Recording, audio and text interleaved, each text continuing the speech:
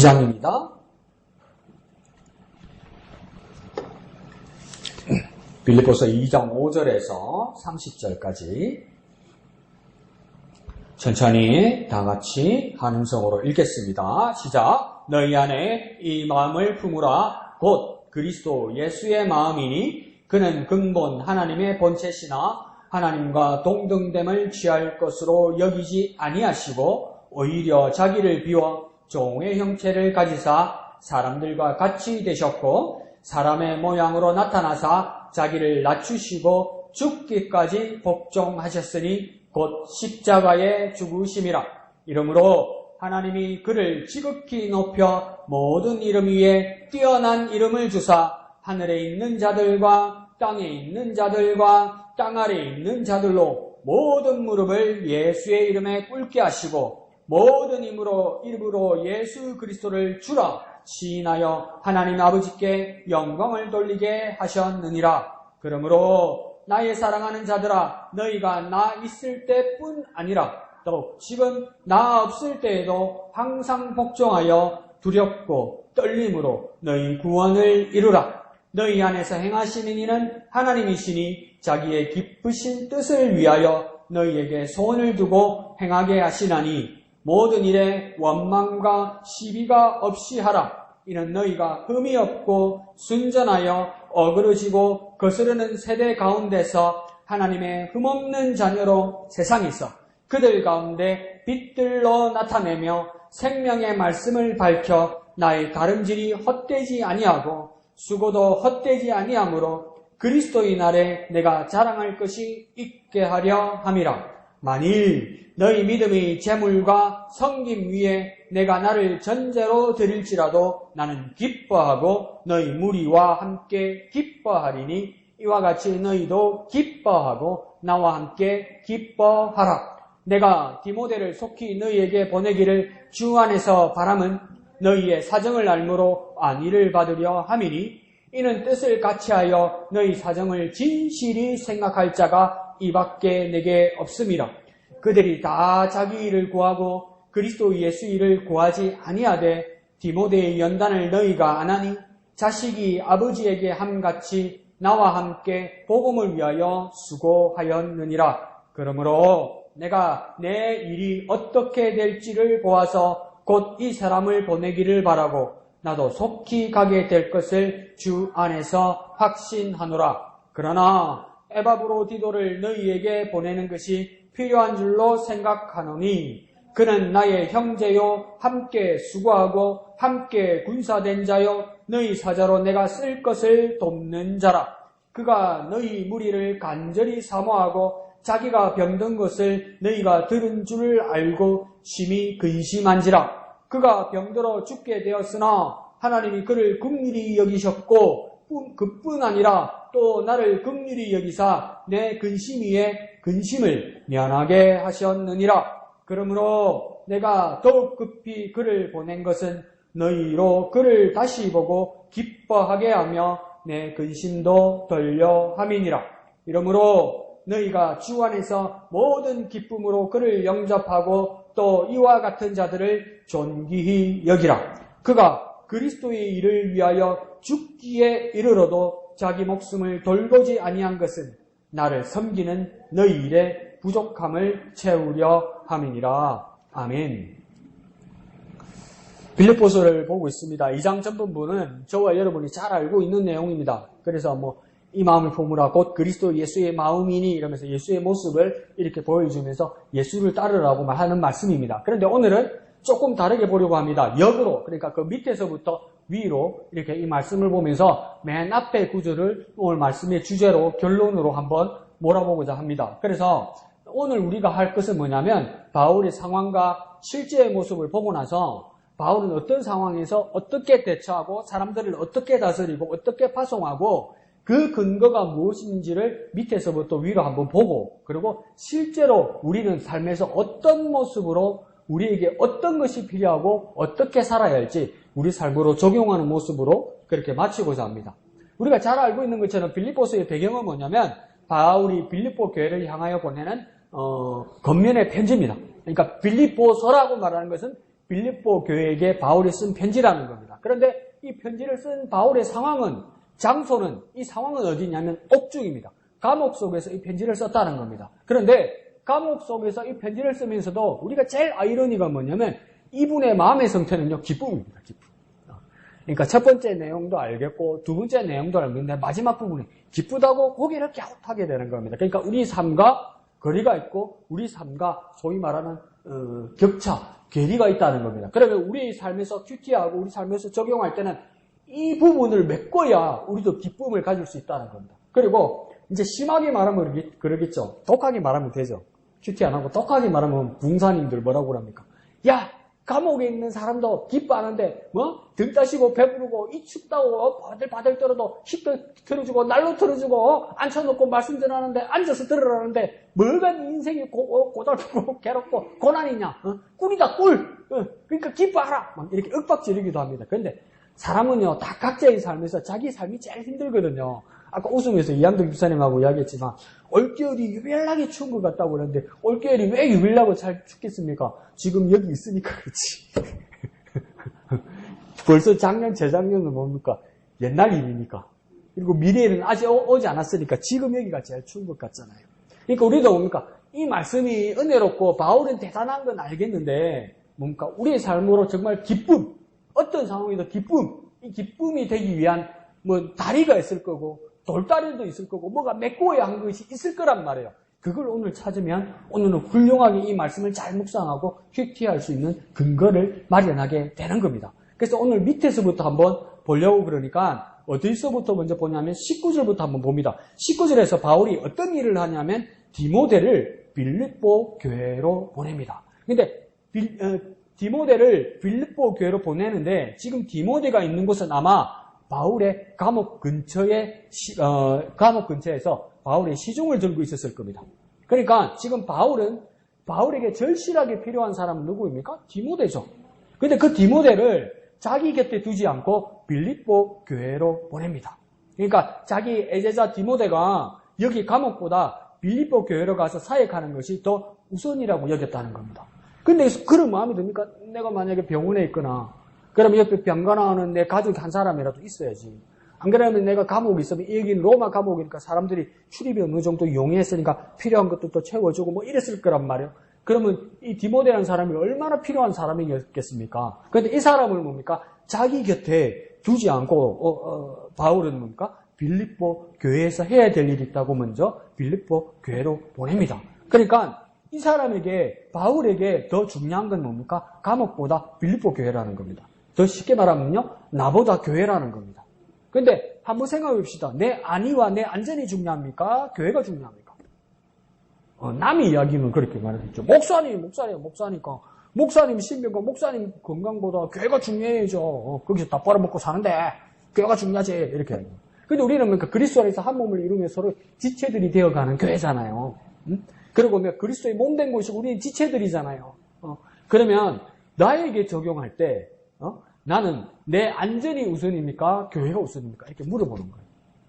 어떻게 해야 된다는 알고 있을 거예요. 교회가 우선이 되어야 된다는 건 알고 있을 거예요. 그런데 실제로 내 마음이 내가 우선인가? 교회가 우선인가? 저기서 이제 우리가 양심적이니까 흔들리기 시작한단 말이에요. 그런데 뭡니까? 이 양심을 다 내놓고 실제로 바울은 행동했습니다. 뭐가 우선이었습니까? 교회가 우선이었던가요? 그러니까 이 사도는 뭡니까? 자신보다 교회가 우선인 사도였어요. 자신보다 교회가 우선이었어요. 한번 해볼까요? 자신보다 교회가 우선인 사도. 자신보다 교회가 우선인 사도. 네, 원래는 이래 해야 된다는 거죠. 원래는 이래 해야 된다는 거죠. 그런 결단 있는 모습을 보이는 거죠. 그래서 19절에 바울이 디모데를 보낸 목적은 뭐냐면 너희 교인들의 사정을 알려 한다. 뭡니까? 너희 빌립보 교인들의 사정을 내가 알려고 디모데를 보낸다고 이야기해요. 그러니까 이 사정을 알 수 있는 사람이 누구냐? 20절에요. 이렇게 세심하고 사려 깊게 영적인 깊이로 너희 빌립보 교인들의 사정을 진실하게 생각할 자는 디모데밖에 없다 이 말입니다. 그러니까 진정한 지도자, 진정한 그리스도인은 교회와 교인의 사정을 살피고 생각하는 사람이다 이 말이에요. 진정한 지도자는 교회의 사정과 교인들의 사정과 그리스도인의 사정을 살피고 생각하는 사람이라는 거예요. 그러니까 교회와 교인들의 사정을 살피고 생각하는 사람, 이 사람이 뭡니까? 진정한 지도자이고 진정한 그리스도인이라는 거예요. 그러니까 정말 진짜 그리스도인은 교회를 먼저 생각하고 교회 안에 있는 그리스도인들의 그 사정을 살피는 거예요. 사정을. 근데 오늘 21절에도 뭐라고 이야기했냐면 대부분 사람들은 그들이 다 자기 일을 구하고 그리스도 예수 일을 구하지 아니한다 이 말이에요. 근데 누구만 그 일을 할 수 있다고 이야기합니까? 디모데만 자기 일을 구하지 아니하고 뭡니까? 교회의 사정과 교인들의 사정을 살필 수 있는 사람이라고 이야기합니다. 살피는 사람이 돼야 되는 거죠. 보살피는 사람이 돼야 되는 거죠. 지금 대통령이 하는 말 중에 어떤 부서나 부처나 어떤 상황에 대해서 보고를 받으면 공식적으로 기자들 앞에서나 말을 할 때 어떤 말을 가장 많이 썼냐면 후보 때부터 가장 많이 쓴 말이 뭐냐면 제가 챙기겠습니다 말을 참 많이 했어요. 챙기겠습니다. 그게 고마운 말인데 말대로 했다면 고마운 말인데 왜 한 단어만 계속 쓸까? 챙긴다는 말만 계속 쓸까? 그 말이 틀린 말은 아닌데 오늘 성경에서는 다른 말로 써요. 사정을 살피는 거다. 이 말은 뭐냐면 챙긴다는 것은 내게 가지고 있는 권한과 내가 명령할 수 있는 사람들을 쓰거나 내가 가지고 있는 권한으로 이 사람들의 문제들을 해결해 준다고 할 때 챙긴다고 이야기해요. 그게 비슷한 뜻이지만 오늘 본문에서는 그 사정을 알려 한다고 하는 말은 뭐냐면 보살펴 준다는 겁니다. 이 보살펴 준다는 말은 무엇이겠습니까? 권한과 권세보다도 더 중요한 것이 무엇입니까? 마음이고 마음으로서 뭡니까? 보살펴 준다는 겁니다. 다시 말해볼까요? 자기를 희생해서 헌신한다는 겁니다. 그러면 이걸 사정을 알기 위해서 자기를 희생하고 헌신을 시작한 사람은 누구입니까? 바울이죠. 근데 그 바울만큼 뭡니까? 그 바울의 마음을 알아서 사람들의 사정을 살피면서 보살피고 희생하고 헌신할 수 있는 사람이 누구였다는 겁니까? 디모데라는 겁니다. 그러니까 챙기는 말이 비슷한 말일지라도 그리스도인들에게는 챙기는 말보다 더 중요한 것이 뭡니까? 헌신하고 희생하고 보살필 수 있는 사정을 알려고 하는 사람이 돼야 되는 거예요. 그게 내 손해도 필요하고 내 헌신도 필요하고 내 어려움도 필요해요. 내가 희생해서 그 사람이 나아지게 하는 것. 그게 보살피는 거고 헌신이고 희생인 겁니다. 그 일을 할 만한 사람이 누구입니까? 디모데 같은 사람이라는 거죠. 그러면서 19절 하반절에서는 이를 통해서 바울이 안위를 받으려 한다면, 그러니까 바울이 디모데를 보낸 목적이, 바울 개인적인 목적은 뭐냐면 안위를 받으려 한다 이래요. 그러니까 뭡니까? 이렇게 잘해서 안심한다. 빌립보 교인들이 잘 지내니까 안심한다. 이렇게 말할 수도 있는데, 그러면 교인들로부터 그 소식을 받아서 바울이 감옥에 있어도 다행이다 이렇게 안심할 수 있는 안위를 받는 것만 말할 수도 있는데, 성경 헬라어의 그 원어에서는 뭐냐면 안위를 서로 주고받는 걸 말합니다. 그러니까 안전과 위로를 서로 주고받는 것, 안부와 위로를 서로 주고받는 것. 바울도 주고 바울도 받고 교인들도 주고 교인들도 받고. 그러니까 그리스도 안에서 한 몸을 이루어서 서로 지체들이 되어가는 교회라고 이야기하잖아요. 이 교회는 무엇입니까? 서로서로죠. 서로서로. 주면 받고 받으면 주고 이것도 아니고 뭡니까? 서로 주고받는 거죠. 안위를, 안부와 위로를, 안전과 위로를 서로 주고받는 겁니다. 그러니까 서로서로 위로하고 서로서로 위로를 받는 지도자와 성도가 되어야 뭡니까? 온전한 교회가 된다는 것이죠. 그래서 21절에 보니까 다른 사람들은 자기 일을 구해도 디모데만은 예수의 일만을 구하는 사람이라고 추천하는 겁니다. 바울은 안위를 받으려 했고 디모데가 가는 목적은 교인들의 사정을 살피고 알려고 하는 것이었는데 21절은 엉뚱하게 뭐라고 이야기하냐면 다른 사람들은 자기 일을 구하는데 디모데는 무슨 일 한다고요? 예수 일만을 구하기 때문에 바울에게 안위를 줄 수 있고 교인들의 사정을 알 수 있다는 거예요. 그럼 다시 말하면 뭐냐면 오직 예수 그리스도 이름으로만 위로가 가능하다 이렇게 되는 겁니다. 진정한 위로가 무엇이냐? 오직 예수 그리스도의 이름으로 예수의 일만을 할 때 위로가 되는 거예요. 이게. 교회 안에서 진정한 위로는 뭡니까? 예수 그리스도 이름으로. 예수 그리스도 일을 할 때 진정한 위로가 되는 거야. 근데 이게 빠져버리면 뭡니까? 어떤 많은 도움을 줄지라도 그건 뭡니까? 진정한 위로가 안 된다는 거예요. 사라진다는 거예요. 변색된다는 거예요. 퇴색된다는 거예요. 근데 바울이 추구하고 디모데가 그걸 잘 따르는 방법은 뭡니까? 오직 디모데만이 뭡니까? 예수의 일만을 구하기 때문에 참 위로가 된다 이런 거예요. 그러니까 우리는 모두요 예수 이름으로 서로가 위로하고 위로받는 교회가 되어야 돼요. 우리가 정말 누구를 위로하려면 뭡니까? 예수 이름으로 위로해야 돼요. 예수의 이름으로. 예수 이름으로. 아이고 힘드신데 어떡하겠어요? 아이고 어떡해요? 이어떡으로 그 다음 이어져야 될 말이 뭡니까? 예수 이름으로 위로해야 돼요. 예수의 마음으로, 예수의 일로, 예수의 심정으로. 지난 수요일날 우리가 같이 했던 것처럼 8절에 말했던 것처럼 예수의 심장으로, 예수의 심장으로 그 일을 해야 되는 거죠. 그래서 예수 이름으로 위로하고 위로받는 우리 교회가 되시기를 예수 이름으로 축원드립니다. 한번 해볼까요? 예수 이름으로 위로하고 위로받는 교회, 예수 이름으로 위로하고 위로받는 교회. 그러니까 우리가 모두 교회 안에서 예수 이름으로 위로하고 위로받는 교회. 예수님이 어떻게 하셨던가, 예수님이 어떤 말씀을 하셨던가, 예수님은 어떤 일에 기쁨을 받으셨던가, 그 일로 서로 주고받는 저와 여러분 되시기를 부탁드립니다. 자, 그러면서 이제 두 번째 인물이 나옵니다. 두 번째 인물이 25절에요. 에바브로디도입니다. 이 에바브로디도에 대해서 25절에 이렇게 말합니다. 에바브로디도를 너희에게 보내는 것이 필요한 줄로 생각하노니 그는 나의 형제여 함께 수고하고 함께 군사된 자여 너희 사자로 내가 쓸 것을 돕는 자라. 그러니까 25절을 잘 읽어보면 에바브로디도는 어디 출신 사람일까? 이게 추측이 됩니다. 빌립보 교회 출신 사람이에요. 빌립보 교회 출신 사람인데 근데 그 사람이 군사고 사자라고 말하는 거 보니까 원래 빌립보 교회에서 아주 중력이고 중요한 일을 하던 사람이었단 말이에요. 근데 나중에 빌립보 교회들이 이 이야기를 들어보니까 바울이 로마 감옥에 지금 투옥됐다는 걸 알고 에바브로디도를 빌립보 교회 대표로 보낸 거예요. 바울에게. 그러면서 뭐 한 겁니까? 옥바라지 한 거예요. 바울 옥바라지 한 사람입니다. 대표로. 근데 26절에는요, 불행하게도 26절 하반절에 보면 뭐랍니까? 자기가 병든 것을 너희가 들은 줄 알고 심히 근심한지라. 뭡니까? 에바브로디도에게 병이 생긴 것 같습니다. 하역을 하다가 바울을 돕다가. 근데 27절에 어느 상태까지 갔습니까? 죽을 정도로 위험했던 것 같습니다. 근데 28절에요. 그를 살려보내는 것이 그래서 바울이 기쁨이고 근심을 떠는 것이다 이라는 거예요. 그러니까 에바브로디도가 살아났는 거예요. 그런데 에바브로디도가 죽을 병에 걸렸다고 빌립보 교인들도 알게 됐었겠죠.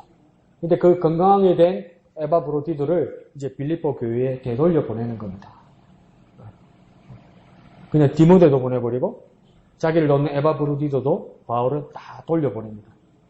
그러니까 바울은 옥중에 있는 자기보다 디모데와 에바브로디도의 안전, 건강, 사익이 중요했단 말이에요. 바울은 자신보다요 빌립보 교인들이 중요했다는 거예요. 예수 그리스도의 몸된 교회가 더 귀했다는 거예요. 예수 그리스도의 교회가 더 귀했기 때문에 뭡니까? 자기가 필요한 사람들일지라도 뭡니까? 그들을 그곳 교회로 보내는 겁니다. 교회로. 그러니까 나 자신보다 바울은 사명이 중요하고 나보다 교회가 중요한 겁니다. 자기 자신보다 사명이 더 중요한 이유는 뭐냐면 하나님께서 주신 사명이기 때문에. 자기 자신보다 교회가 중요한 이유는 뭐냐면 그곳에 예수 그리스도가 계시기 때문에. 자기 자신은 두 번째고 사명과 교회를 첫째로 보는 것을 뭡니까? 몸소 보여주었다는 거죠. 우리의 삶도 그렇게 돌아가야 하는 게 맞습니다. 처음에 주님을 만나고 은혜를 입었을 때는 그렇게 했는데 어느 정도 희미해져 갔다면 다시 초점을 맞춰야 되는 거죠. 나보다 사명이 우선이고 나보다 예수의 교회가 중요합니다. 한번 해볼까요? 나보다 사명이, 나보다 교회가 중요하다. 나보다 사명이, 나보다 교회가 중요하다. 왜 나보다 사명이 중요하냐면 모두에게 하나님이 주신 사명이기 때문에 그러하고 나보다 교회가 중요한 이유는 뭐냐면 거기서 예수 그리스도가 살아계신 구역이기 때문에 그런 거예요. 그 교회로부터 우리가 구원의 말씀을 들었고 우리가 구원받았어요. 내가 중요하지가 아니고 내가 중요하게 만들어준 곳이 어디입니까? 교회입니다. 교회. 그걸 잊어버려서는 안 된다는 것이죠. 자, 30절을 가만히 읽어보면 디모데와 에바브로디도를 보낸 그 이유가, 바울이 보낸 이유가 선명합니다. 30절에 뭐라고 이야기하냐면 그가 그리스도의 일을 위하여 죽기에 이르러도 자기 목숨을 돌보지 아니한 것은 나를 섬기는 너희 일에 부족함을 채우려 함이니라. 이 말이 복잡하죠? 그러면 앞에만 딱 한번 해봅시다. 제일 중요한 일은 뭐냐면 그리스도의 일을 위한 것이 이들에게 가장 중요하다는 거예요. 그리스도의 일을 위한 것이 가장 중요하다고요. 거기에는 죽기까지 목숨을 아끼지 아니하기까지 중요하다는 거예요. 그럼 어떻게 하려고 이러는 거죠? 그리고 또 우리 또 의문이 생기죠. 그리스도 일은 뭐죠? 도대체 그리스도 일이 뭐죠? 예, 오늘 보는 모습에서는 파송하는 것 보니까 복음 선포의 사역을 말하는 겁니다. 바울이 지금 당장 옥중에 있기 때문에 지금 당장 감옥에서 복음 선포 사역을 할 수 없으니까 이 두 사람 디모데와 에바브로디도를 보내어서 그 부족을 채워서 예수의 복음을 전하겠다 이 말입니다. 그러니까 30절 끝에 나를 섬기는 너희 일에 부족함을 채우려 함이니라 이 말이 뭡니까? 나 바울이 직접 복음을 전해야 되는데 일을 할 수 없다. 근데 나를 섬기고 나를 옥바라지기 위해서 디모데와 에바브로디도가 왔는데 정말 나를 섬기고 도우는 일이면 나를 진짜 궁극적으로 나를 돕고 나를 섬기는 일이 뭐냐는 거예요. 그럼 우리는 그냥 표면적으로 볼 때는 뭐라고 생각하겠습니까? 감옥에 있는 바울 선생님을 돕는 거라고 하고 필요를 채우는 거라고 생각했잖아요. 근데 바로 아니야. 내 삶의 궁극적 목적이 뭔데? 복음을 전하는 건데 그럼 네가 나를 돕는다면 옥바라지를 하는 것이 아니라 내가 궁극적으로 하려는 일을 꼭 복음 전하는 일을 하러 가야 된다면서 내 보내는 거예요. 세상에 이런 사람이 어디 있습니까?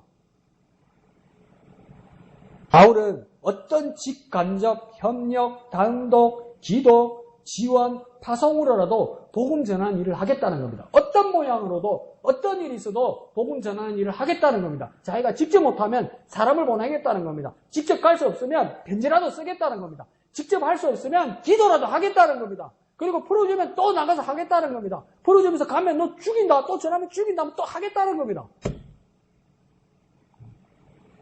그러니까 바울은 우리가 더 쉽게 큐티를 하기 위해서 바울의 지금 모습을 한번 정리를 해보면 어떤 모습이냐면 어떤 모습, 어떤 모양이라도 복음 전한다 이 말이에요. 그러니까 오늘 아침에 큐티 했을 때도 보십시오. 바울이 가만히 있으니까 교회가 두 패로 나뉩니다. 바울을 욕하려고 전도하는 사람이 있고 바울을 위해서 전도하는 사람이 있고요. 저와 여러분이 목회자고 저와 여러분이 바울이면 어떤 마음이 들겠습니까? 나를 배신하고 나를 밀어내고 자기들이 교회들의 실권을 잡고 복음 전한다고? 저건 가짜야 이러지 않겠어요? 근데 바울이 이 두 패에 대해서 참으로 전하는 자와 거짓으로 전하는 자, 권력을 위해서 전하는 자, 진짜 바울과 복음을 위해서 전하는 자, 이 두 패들을 하나로 묶습니다. 하나로 어떻게 묶습니까, 바울이요? 오늘 아침에 보면요. 그리스도입니다, 그리스도. 전해지는 게 뭐냐? 두 쪽 다 전하는 것이 무엇이냐? 그리스도 아니냐 이래요. 하나로 묶어버려요.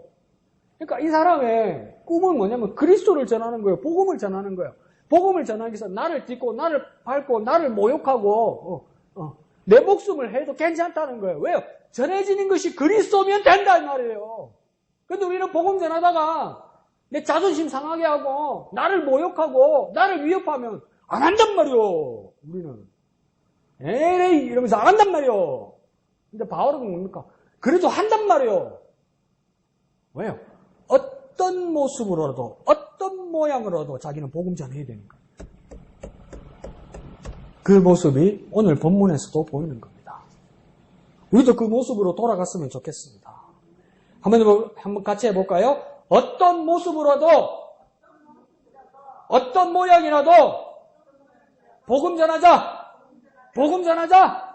그러니까 어떤 모습이라도 어떤 모양이라도 복음 전하는 거예요. 그게 바울의 모습이에요. 그럼 우리도 바울처럼 살려는 목적은 설정할 수 있습니다. 자, 그럼 이 감옥에서 뻗치는 이 식지 않는 복음 전파의 열정은 어디에서 시작된 겁니까? 12절 끝에 이상한 명령을 합니다. 끝까지 복음을 전해야 되는 이유를 이상한 명령을 합니다. 12절 끝에요. 너희 구원을 이루라 이래요. 구원을 이루라. 그 처음에 저는 여기다 물음표를 쳤습니다. 구원을 이루라고? 그러면 우리는 이미 예수의 십자가 사건, 예수님이 부활하신 그 기적으로 우리 구원은 이미 확고하게 변함없이 이미 이루어진 것이 아닙니까? 근데 오늘 바울이 하는 말은 뭐냐면 너희 구원을 이루라고 말하는 거 보니까 미완성처럼 말하는 거예요. 그러면 이거 잘못 생각하면 어떻게 되냐면 예수 믿는 것만으로는 안 되는구나. 우리가 거기다가 뭘 더 해야 되는구나. 믿음은 우선이고 그 다음 무엇을 더 해야 되는 거 아닌가? 이런 의문이 생기는 거예요. 구원을 이루었다 이렇게 말하는 것이 아니라 구원을 이루라고 이야기하잖아요. 아직 다 안 됐다고 이야기하잖아요. 근데 우리는 예수 이름 믿어 하나님 자녀 되었다고 믿고 있잖아요. 근데 왜 바울은 구원을 이루라고 이야기할까요? 한 몇 가지로 생각해 봅시다. 우리가 구원을 이루어야 되는 것은 무엇일까요? 이미 우리는 구원의 확정을 이루었다고 믿음까지 있지만 구원을 이루라는 말씀은 뭐냐면 우리 매일매일 삶에서 구원의 정리들을 확인하고 증거하고 증명하고 선언하고 전파하고 성숙의 자리로 살아내라는 겁니다. 그러니까 뭐냐면 매일의 삶에서 구원의 삶을 살아내란 말이에요. 구원받은 사람이면 구원받은 사람답게 살란 말이에요. 구원받았기 때문에 어디 그 표를 갖다가 장롱 속에다가 어디 밀어 넣어놓고 그냥 마구마구 살지 말란 말이에요. 구원받은 사람이면 매일매일 삶에서 나는 구원받은 사람답게 그 모습을 보이라는 거예요. 확증을 하는 거예요. 증거를 드러내라는 거예요. 쉽게 말해볼까요? 거꾸로 살지 말라는 말이에요. 거꾸로 살지 말란 말이에요. 누가 봐도 구원받은 사람이구나 이렇게 살란 말이에요. 핍박하는 사람조차도 저거 예수쟁이구나. 저거 천국 가려고 예수 이름 믿고 천국 가려고 저렇게 지금도 몸부림치는구나. 그런 소리 듣도록 살아란 말이에요. 네가 교회 다녔나? 네가 예수 믿었나? 잘못된 거예요. 두 번째는요. 또 이러한 모습 속에서 개인적이고 이기적이고 또 자신의 구원만을 생각하지 말고 지체들의 구원을 위해 서로 돌보아주라는 겁니다. 지체들의 구원을 돌보아주라는 겁니다. 형제자매의 구원을 돌보아주라는 겁니다. 소위 대통령 말하는 챙기는 것이 아니라 뭡니까? 기분들처럼 사정을 알아서 살피고 보살피고 희생하고 헌신하는 것. 무엇을 위해요? 지체들의 구원을 위해서요. 우리의 지체들의 구원을 위해서요. 살피라는 거예요. 세 번째는요. 이런 우리의 모습을 보고 주님의 구원으로 돌아오는 새로운 자녀들, 쉽게 말해서 새신자들을 생산하는 전도자가 되라는 말입니다. 구원받을 새신자를 전도하는 사람이 되라는 겁니다. 쉽게 말해볼게요. 전도자가 되라는 겁니다. 전도자가. 구원을 받아야 할 사람들을 위한 전도자가 되라는 겁니다. 그것이 뭡니까? 내가 구원을 이루고 가는 거죠. 내가 구원받은 사람으로서, 내가 하나님의 자녀된 사람으로서 다 다른 구원받을 사람을 생산해내는 전도자가 되란 말이에요. 쉽게 말하면 뭘까요? 전도 안 하고 뭐하노 이 말이죠. 그러면 이 모든 것을 우리가 다 같이 종합해서 보면 구원은 완료된 것이면서도 미완료입니다. 그러니까 구원은 이루어진 것이면서도 아직 완성되지 않았습니다. 더 쉽게 말하면 뭡니까? 지금 진행되고 살아있는 구원이란 말이에요. 그러니까 지금도 계속되고 살아있는 구원이란 말이에요. 구원은 표를 받아놨기 때문에 그냥 주고 있는 것이 아니고 어느 날 미래에 그때 꺼내서 써먹는 구원이 아니고 지금 잠정적으로 그냥 잠자고 있는 구원이 아니라 구원은 지금도 계속되고 살아있는 구원이란 말이에요. 매일매일의 삶에서 다른 사람을 위해서도 매일매일의 삶에서 지금 살아있는 구원이 되어야 되는 거예요. 살아있는 구원. 그것을 매일매일 확인하고 매일매일 보여주어야 되는 거예요. 한번 해볼까요? 지금도 계속되고 살아있는 구원. 지금도 계속되고 살아있는 구원. 그 구원을 이루라는 겁니다. 그 구원을 확인하라는 겁니다. 그 구원으로 전도하라는 겁니다. 그러면서 17절을 보면 이제 뭐라고 이제 바울이 이야기하냐면 나를 전제로 드릴지라도 이런 표현이 나타납니다. 이 전제라는 것은 뭡니까?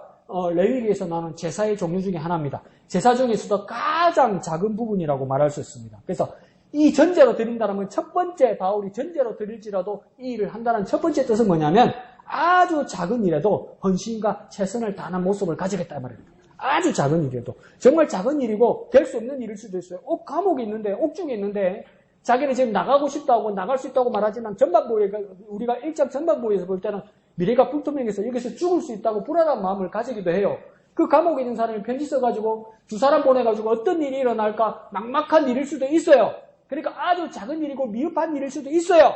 그런데 바울은 어떡합니까? 그 작은 일에도 헌신하고 최선을 다한단 말이에요. 하나님 우리에게 맡기신 아주 작은 일에 뭡니까? 전제로 드리는 아주 작은 일일지라도 최선을 다하고 헌신해야 되는 거예요. 우리가 예배하고 우리가 기도하고 우리가 사람을 만나고 우리가 말씀을 보고 그 말씀을 전할 때 뭡니까? 대강대강 그룹처럼 내일이 있겠지 이런 식으로 하지 말고 내게 있는 가장 작은 일에 최선을 다하고 헌신하는 모습이 있어야 된단 말이에요. 그것이 뭡니까? 바울이 전제로 드리는 모습이라고 얘기해요. 그리고 또 열기 제사에서 전제는 어떤 제사냐면 단독으로 드리지 못합니다. 그러니까 속죄제나 속건제나 번제는 단독으로, 화목제는 그 단독으로 하나로 드릴 수 있잖아요. 그런데 내가 전제를 드린 데서 전제 하나로는 드릴 수는 없어요. 이 전제는 뭐냐면 모든 제사는 대부분 불로 드리잖아요. 불로 태워서 드리잖아요. 불로 태워 드리고 나면 이 전제는 무엇이냐면 영어로는 드링크 오프링이래요. 그러니까 물, 부어드리는 물 종류를 말하는데 그냥 물이 아니라 포도주나 독한 술들을 부어드리는 거란 말이에요. 그러니까 불 위에다가. 그러니까 불로 드린 제사 끝에 마지막으로 마무리 부분으로 드리는 것, 술을 부어 드리는 것, 이게 전제예요. 그러니까 점제만으로는 제사를 드릴 수 없어요. 그렇기 때문에 이건 뭘 말하는 거냐면 마지막 제사, 이 말은 뭘까요? 바울의 마지막 죽음, 순교를 말하는 겁니다. 그러니까 내가 전제로 드릴지라도 이 일을 하겠다는 이 말은 두 번째 뜻은 뭐냐면 내 자신의 목숨, 생명을 들여 헌신하겠다 말입니다. 내 목숨과 바꾸겠다 이 말이에요. 순교의 마음으로 전하겠다는 말이에요. 복음 전하는 일이 내 취미생활이나 내 열정이 있는 생활이나 내 교양생활이나 내 종교의 생활이나 남들에게 모범을 보이는 어떤 믿음의 생활 그 정도가 아니라 목숨 같은 일이다 이 말이에요. 복음 전하는 거하고 네 목숨하고 딱 나눴을 때 바울은 뭘 짓느냐면 복음을 짓는단 말이에요. 자기 목숨을 포기하겠단 말이에요. 그게 전제로 드리는 거예요. 인생의 마지막을 뭡니까? 복음 전하는 일로 드리겠다는 거예요. 우리 인생의 마지막은 우리가 보통 어떻게 생각합니까? 젊었을 때 열심히 일하고, 젊었을 때 열심히 교회 다니고, 젊었을 때 열심히 기도하고, 젊었을 때 열심히 봉사하고, 이제 나이 들어서 회사에서 은퇴하고 쉬는 것처럼 교회도 이제 편히 쉬는 것, 그게 인생의 마지막이 되면 슬픈 일이요. 바로 인생의 마지막을 전제로 들여서 그러니까 복음 전하는 일에 자기 목숨도 바꾸겠다고 이야기하는 거예요. 생각이 다르죠? 그러니까 17절에 뭐라고 이야기합니까? 나는 기뻐하고 너희 무리와 함께 기뻐하리니 18절에도요. 너희도 기뻐하고 나와 함께 기뻐하라. 온통 기쁨입니다. 그럼 이 기쁨은 무엇이냔 말이에요. 그럼 우리 또 쉽게 말하죠. 목숨을 바쳐서 하늘나라에서 받는 상급을 위해 이야기해요. 상급이란 말이 어디 있습니까? 복음을 위해서 목숨 바치는 자체가 기쁨이다 이 말이에요. 우리는 어떻게 생각합니까? 어릴 때 애들 주사, 예방주사 같은 거 맞추러 가면 애들이 오면 안 맞으려고 막 기겁을 하고 막 몸부림을 치잖아요. 그럼 엄마가 꽁꽁 먹고 조금만 참아라, 조금만 참으면 괜찮다, 조금만 참아라 이러잖아. 그 바울도 뭡니까? 복음 전하는 일에 목숨까지 바쳐야 되는 뭡니까? 이거 조금만 참으면 이거 죽는 거 이거 눈 한번 찍어주고 참아 눈 딱 뜨면 하나님 나라니까 이것만 참자가 아니고 이 목숨 바치는 이 순간이 바울에게 뭐 기쁨이래요. 자기가 숨 넘어가고 자기 목이 달아나는 그 순간이 기쁨이란 말이에요. 이 사람이. 왜 기쁨일까요? 큐티니까 쓰면 되죠. 미쳐서 안 그렇습니까? 미쳐서. 맞죠? 미쳤죠. 왜요? 복음 전하는 일에 내 모든 것을 내 마지막에 내 인생의 가장 절정일 때 뭡니까? 복음 전하는 일에 내 목숨 바쳤다는 그게 기쁨인 거예요. 이 사람이.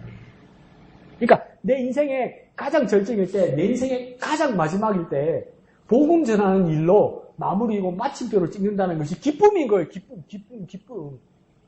그러니까 예수의 복음을 전할 때 그때가 가장 큰 기쁨이라는 거예요. 복음 전하는 일에 기쁨이 되면 목숨도 아깝지 않다는 거예요. 그러니까 온전히 복음 전하는 기쁨을 갖는다는 거예요. 자기의 가장 큰 기쁨은 뭐냐면 모든 걸 들여서 복음 전하는 게 기쁨이라는 거예요. 우리는 뭡니까? 자존심 상한다. 밖에 추운데. 그래도 내가 참고 복음 전해야지. 이런 게 아니고요. 복음 전하러 나가는 게 기쁘다고요, 이 사람은. 그 복음 전하는 기쁨을 회복하는 저와 여러분이 되기를 부탁드립니다. 한번 해볼까요? 복음 전하는 기쁨을 갖게 하소서. 복음 전하는 기쁨을 갖게 하소서.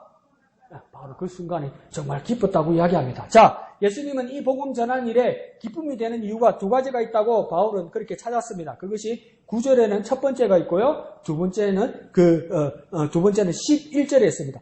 복음을 전하는 일에 기쁨이 되는 이유가 예수님이 그러했기 때문이라고 이야기하는 거예요. 첫 번째는 뭐냐면 9절에요. 하나님이 그를 지극히 높여 모든 이름 위에 뛰어난 이름을 주셨기 때문에 뭡니까? 복음 전하는 일이라는 거예요. 그러니까 이게 뭐냐면 모든 권위와 능력과 근본의 지조는 누구의 것입니까? 하나님의 것입니다. 근데 그 하나님이 모든 것을 가지고 계시고 모든 권위 권세를 가진 하나님이 뭡니까? 그에게 곧 누구입니까? 예수 그리스도에게 최고 유일한 지존자로 하나님이 선언해버린 거예요.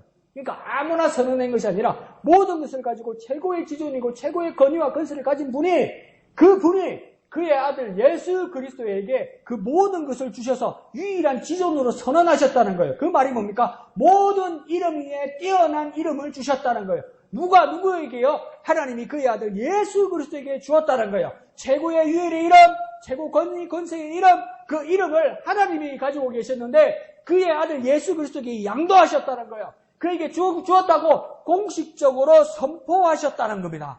그러니까 예수님은 그 하나님 주신 최고의 권위 권세로 뭐 했다는 겁니까? 복음 전하는 기쁨을 삼으셨다 이 말이에요. 최고의 것으로 주고 최고의 권위로 주시고 최고의 권세로 주시고 최고의 능력을 하나님께서 원래 하나님 것이었는데 하나님이 그의 아들 예수 그리스도에게 주니까 그것을 가지고 예수는 그냥 누리는 것이 아니라 뭡니까? 복음 전하는 기쁨으로 삼으셨다는 거예요. 그것을 가지고. 그러니까 우리에게 주신 가장 큰 은혜로서 우리가 해야 될 일은 뭡니까? 복음 전하는 일이란 말이에요. 하나님 주신 축복으로 주님 주신 은혜로 우리가 해야 될 일은 뭡니까? 복음 전하는 일이란 말이에요. 하나님께서 맛있는 거 주니까 득다시고 배부르고 한냠 자자 이게 아니고 하나님께서 내게 축복을 하셔서 부유하게 하셨으니 좋은 거 사자 보기 좋은 거 사다 입자 보기 좋은 거 사다 놓자 그래서 마음껏 누리면서 그걸 간증이라고 그러네 또 그걸 간증이라고 그러네 자기가 사치하고 자기가 가난한 사람 앞에서 마음껏 누리고 하나님 주신 축복을 그걸 간증이라고 그러네 가난한 교인들 앉혀놓고 하나님 주신 거라고 그러네. 그래 뭐 마귀가 좋겠냐. 근데 주님은 어떻게 하셨습니까? 하나님이 다 가진 것을 아들에게 다 주셨을 때 그것으로 복음 전하는 기쁨으로 삼으셨다고요. 우리의 방향들이 얼마나 어긋나 있습니까? 자, 두 번째는 뭡니까? 모든 입을 뭡니까? 사실을 고백하는 모든 이들을 말하는 겁니다. 그 모든 입들이 뭡니까? 그리스도를 주라고 시인하게 한다. 이 말은 뭡니까? 하나님의 아들 그 예수를 누구라고 부른다고 이야기하는 겁니까? 하나님이라고 부른단 말이에요. 모든 입들이 그 예수를 바라보았을 때 당신이 하나님이라고 시인하고 인정하는 일이 생긴다 이 말이에요. 그러니까 뭡니까? 그 예수의 모습을 보면서 나의 주시오 나의 하나님이십니다. 도마가 그렇게 고백하는 것처럼 뭡니까? 모든 입들이 이제 결국에는 모든 입들이 도마뿐만 아니라 모든 입들이 그 예수를 보고 뭡니까? 하나님이라고 주님이라고 시인하게 된단 말이에요. 인정하게 된단 말이에요. 그 인정한 일에 예수님은 끝에 뭐 하십니까? 하나님 아버지께 영광을 돌린단 말이에요. 그러니까 그리스도는 자기 것으로 삼지 않고 하나님 것으로 대높인단 말이에요. 자기에게 주셨다고 해서 자기 것으로 삼지 않고 자기 주신 하나님에게 대높인단 말이에요. 이게 뭡니까? 이게 영광 돌리는 거 아닙니까? 이게 영광 돌리는 거. 이거 원래 하나님 거라고 영광 돌리는 거니까. 내가 열심히 만들어서, 내가 열심히 돈 벌어서, 내가 열심히 일해서 하나님 이거 내가 만든 거예요. 받으세요. 이것도 영광이지만 내가 가지고 있는 것, 내가 누리는 것, 이것들을 내가 마음껏 누리고 마음껏 쓰는 것이 아니라 하나님께서 주신 것을 알아서 이게 원래 하나님 것이라고 모든 사람에게 인정하게 하는 것, 모든 사람 앞에서 고백하게 하는 것, 모든 사람 앞에서 하나님께 되돌려드리는 것, 이게 영광 돌리는 거란 말이에요. 그러니까 영광 돌리는 건 뭡니까? 본래 하나님 것이라는 것을 알아서 하나님께 되돌려드리는 게 영광이란 말이에요. 내 것 이러지 말란 말이에요. 내 것 이것들이 다 원래 뭡니까? 하나님 것이란 말이에요. 그래서 모든 사람들 앞에서 이것이 하나님 것이라고 되돌려드리는 이 일을 하나님의 아들 예수 그리스도가 하셨단 말이에요. 그래, 복음 전하는 일은 뭡니까? 자기에게 주신 권세로 자기 자신이 아니라 하나님을 높이는 일을 하였다 이 말입니다. 그 일을요, 예수가 하셨다는 겁니다. 복음 전하는 일은요, 예수 이름으로 하나님을 높이는 일입니다. 우리는 어떻게 복음을 전합니까? 예수 이름으로 하나님을 높이는 겁니다. 어떻게 하나님을 높입니까? 우리가 감히? 어떻게 우리가 하나님을 알 수 있습니까? 어떻게 우리가 감히 하나님 앞에 영광 돌립니까? 예수의 이름으로 돌리는 거예요. 예수 이름 의지해서 돌리는 거예요. 그러니 예수는 이 두 가지 일을 자신에게 기쁨이 되었다는 겁니다. 하나님이 내게 주신 예수 이름 그 권세로 복음 전하여 하나님께 영광 돌릴 수 있는 겁니다. 하나님께서 내게 주신 예수 이름으로 복음 전하면 하나님 앞에 영광 돌릴 수 있는 겁니다. 자, 첫 번째요. 하나님이 내게 무엇을 주시니까? 예수의 이름을 주시는 거예요. 예수의 은혜를 주시는 거예요. 그 예수의 은혜로 내가 뭐 하는 겁니까? 복음 전하는 거예요. 내가 누리고 쓰고 내 걸로 가도 쓰는 게 아니고 하나님은 내게 예수 이름, 예수 은혜를 주셨는데 그 예수 이름, 예수의 은혜로 뭐 한다고요? 복음 전하는 거예요. 그 복음 전하면 어떻게 됩니까? 하나님께 영광이 된단 말이에요. 왜 하나님께 영광이 됩니까? 그 복음도, 그 예수 이름도 원래 누구의 것입니까? 그 권세도 누구의 것입니까? 이거 다 하나님 것입니다. 모두 앞에서 고백하게 만든다 이 말이에요. 얼마나 중요합니까? 그러니까 우리 삶의 자세가 얼마나 중요합니까? 하나님이 내게 주신 예수의 이름으로 복음 전하여 그때에서 비로소 하나님 앞에 영광 돌릴 수 있습니다. 한번 해볼까요? 하나님이 내게 주신 예수의 이름으로 복음 전할 때 하나님께 영광이 된다. 하나님이 내게 주신 예수의 이름으로 복음 전할 때 하나님께 영광이 된다. 예, 하나님이 내게 주신 예수의 이름으로 내가 복음 전할 때 그 하나님께 영광이 됩니다. 이렇게 예수 이름으로 복음 전하는 저와 여러분, 하나님 앞에 영광 돌리는 저와 여러분 되시길 부탁드립니다. 자, 이제 그러면 예수님은 어떻게 이런 일이 기쁨이 되고 하나님은 어떻게 이 예수에게 건의와 영광을 주신 결정을 하셨는가? 오늘 이 단 한 가지 주제를 5절에서 보면 알 수 있습니다. 무엇 때문에 이렇게 되었을까요? 단 두 자입니다. 마음입니다. 마음. 쉽게 말해서 예수가 이런 마음을 먹었다 이 말입니다. 예수가 이런 마음을 먹었는데 너희들도 이렇게 마음을 품고 같은 마음을 먹었으면 좋겠다 이 말입니다. 여기서 마음은 그러니까 예수님의 의지, 결단, 열망, 소망 그 모든 것을 말하는 겁니다. 그러니까 여기 마음은 그러니까 예수님이 품은 마음이라고 이야기하잖아요. 우리가 품어야 될 마음이라고 그러잖아요. 예수님도 품은 마음이고 예수님이 먹은 마음을 말하는 겁니다. 쉽게 말해볼까요? 이 마음은요. 결단하고 소망하고 선택한 마음을 말하는 겁니다. 결단했다는 겁니다. 선택했다는 겁니다. 헌신하기로 했다는 겁니다. 그러니까 이런 마음으로 그러면 이 결단한 마음으로 예수님은 뭘 하셨다고 이야기합니까? 가장 인상 깊은 동사만 몇 가지 찾아볼까요? 두 가지만 찾아볼까요? 8절만 보면 됩니다. 8절에 두 가지 뭐 하셨습니까? 첫 번째 복종하시고요. 두 번째 죽으셨단 말이에요. 자기가 어떻게 하기로 마음먹었냐면 예수님은요. 복종하기로 마음먹으셨고요. 죽으시기로 마음먹으셨다 이 말이에요. 복종은요. 예수님 자신의 의지를 꺾어서 하나님을 따르기로 결단하고 실천했다 이 말입니다. 복종했다는 뜻은 예수님께서 자신의 의지를 꺾었단 말이에요. 그러니까 자신의 결단으로 자기의 자유를 자기가 구속했단 말이에요. 뭐 하는 일이에요? 하나님을 따르고 하나님을 순종하기로 결단하고 실천하기로 그렇게 복종하기로 결단했다는 거예요. 두 번째는 뭐 했다고 이야기합니까? 죽으셨다고 이야기해요. 그러니까 복종하는 그 범위와 한계를 어디까지 하는 겁니까? 스스로 설정했다는 거예요. 그러니까 하나님이 이렇게 해라 말하기 전에 예수님께서 뭐라냐면 결정했다는 거예요. 내가 이걸 복종하기를 어디까지 할까? 어느 만큼 할까? 이럴 때 뭐랍니까? 죽음까지요. 목숨과 생명을 바꾸어서라도 뭐 하기를 원하는 겁니까? 복종하기로 했다는 거예요. 그게 죽으심이라는 거예요. 내 목숨과 내 생명을 바꾸어서라도 뭐 한다고요? 복종하려고 한다고. 하나님께 복종하려고 한다고. 그래서 뭡니까? 죽으셨다는 겁니다. 이게 뭐라고 이야기하는 겁니까? 그리스도 예수의 마음이다 이 말이에요. 그러니까 이 마음을 하나님이 기뻐 받으셔서 예수에게 권위와 권세를 주셨다. 이 예수에게 권위와 권세를 주셨을 때 이 일이 오히려 뭡니까? 하나님께 영광이 되었다는 겁니다.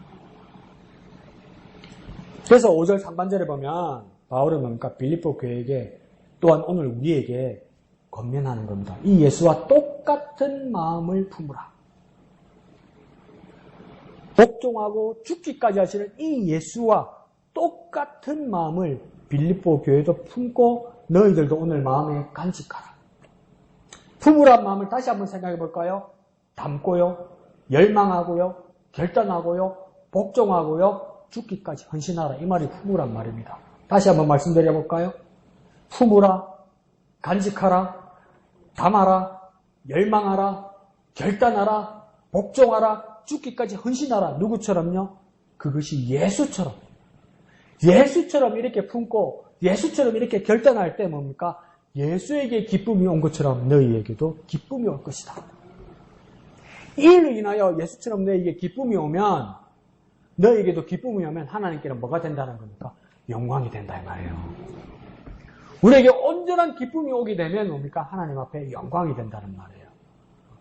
예수 따라 한 것 때문에 내게 예수의 기쁨과 같이 내게도 그 기쁨이 오면 그 기쁨이 예수로 인한 기쁨이기 때문에 그게 하나님께 영광이 된다는 거예요. 그래서 자꾸 빌립보서에서 바울이 뭘 찾는 겁니까? 기쁨을 찾았습니다. 왜 기쁨을 찾았느냐? 예수와 같은 마음이 되려고 기쁨을 찾았고, 그 예수와 같은 마음, 기쁨을 품어서 뭘 하고 싶은 겁니까? 하나님께 영광 돌리고 싶은 거예요. 그래서 기쁨을 찾은 거예요. 하나님께 영광 돌리려고요. 그러니까 이 사람은 예수 하나님 복음밖에 없어요. 예수 하나님 복음밖에 없어요. 이렇게 단순하게 살아도 되나? 근데 그게 복음의 정수예요, 여러분. 우리가 너무 많이 알게 됐어요. 너무 복잡해지게 돼버렸어요. 그래서 사실은 뭡니까? 예수의 기쁨으로 하나님께 영광 돌리는 것이 우리 인생의 목적이 아닌 거 아닙니까? 이런 예수의 마음과 같은 마음을 가진 사람들이 오늘날 바울이요, 디모데요, 또한 에바브로디도요, 빌립보 교인들이고 오늘 저와 여러분이 되어야 한다 이 말입니다. 그래야 우리가 구원을 이루어 가고 있는 것이고 전제로 마지막 목숨을 바쳐서 헌신하고 오히려 그것이 기쁨이 될 것이다 이 말입니다. 우리의 목숨을 드릴 때도 슬프거나 처절하거나 괴롭거나 고통스러운 것이 아니라 기쁨이 될 거라는 겁니다. 우리의 죽음의 자리에서 왜 기쁨이 됩니까? 죽음의 자리에서 무서워 내가 죽는다가 아니고 뭡니까? 복음 전하는 일. 내가 복음 전하는 일을 하고 있구나. 그것 때문입니까? 그 복음 전하는 그 일이 더 큰 기쁨이 될 거라는 겁니다. 내가 죽는 것보다. 내 죽음의 순간에도 내 죽음의 고통보다 더 큰 일은 더 크게 느껴지는 건 뭡니까? 복음 전하는 일에 내가 쓰임받았다는 그 기쁨이 커질 거라는 겁니다. 그러니까 욥은 이겨내는 것이었고 바울은 뭡니까? 이것을 넘어서서 뭡니까? 기쁨으로 가는 거예요. 기쁨. 그러니까 예수의 마음과 내 마음이 같아지면, 예수의 열망과 내 열망이 같아지면, 예수님과 내 결단이 같아지면 그것이 내 기쁨이 되고 예수님의 기쁨이 되고 하나님께 영광이 될 거라는 겁니다. 그러니까 그 기쁨을 위해서 뭡니까? 예수와 내 마음이 같아져야 합니다. 그렇게 기도할 수 있으면 좋습니다. 내가 예수님과 같은 마음을 가지게 하여 주옵소서. 우리가 예수님의 마음과 내 마음이 같아지고 예수의 열망과 내 열망이 같아지고 예수의 결단과 내 결단이 같아지고 그러면 뭡니까? 예수의 마음, 예수의 열망, 예수님의 결단이 나와 같아지게 하여 주옵소서. 다 잊어버려도 좋아요. 그러면 예수의 마음과 내 마음이 같아지게 하여 주옵소서. 예수의 마음과 내 마음이 같아지면 예수의 기쁨이 내 기쁨이 되고 그 예수의 기쁨 때문에 하나님께 영광이 된다고요. 그 일을 구체적으로 하는 일은 뭡니까? 복음 전하는 일이라고요. 복음 전하는 일을 위해서는 무엇이든지 하는 일이라고요. 그 자리로 돌아가야 된다는 겁니다. 그러므로 예수님과 같은 마음으로 복음 전하고 기뻐하고 기뻐하는 저와 여러분 되시기를 거룩하신 예수님의 이름으로 축원드립니다. 한번 해볼까요? 예수와 같은 마음으로 복음 전하고 기뻐하고 기뻐하는 사람이 되자. 예수님과 같은 마음으로 복음 전하고 기뻐하고 기뻐하는 사람이 되자. 그렇게 하나님 앞에 영광 돌려드리는 저와 여러분 되시기를 거룩하신 예수님의 이름으로 축원드립니다. 다 같이 찬송하신 후에 기도하도록 하겠습니다.